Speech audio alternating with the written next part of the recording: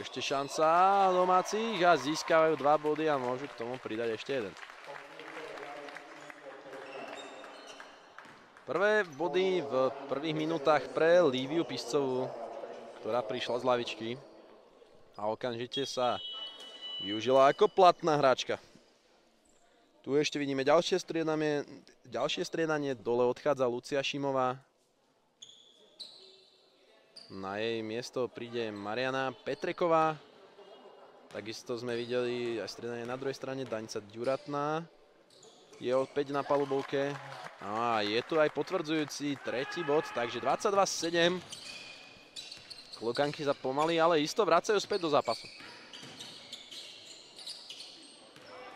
Teraz opa, tak to bol nepekný lakeť. Nakoniec teda útočný faul písknutý proti Diane Mikovčákovej.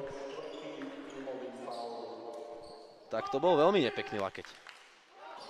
A pokračujú v útočnom tlaku Uramová. A je tu ďalší koš. Lívia Piscová si pripisuje ďalšie 2 body na svoje konto. A tým pádom sa doťahuje na spolu najproduktívnejšiu hráčku svojho týmu v tomto zápase so 6 bodmi.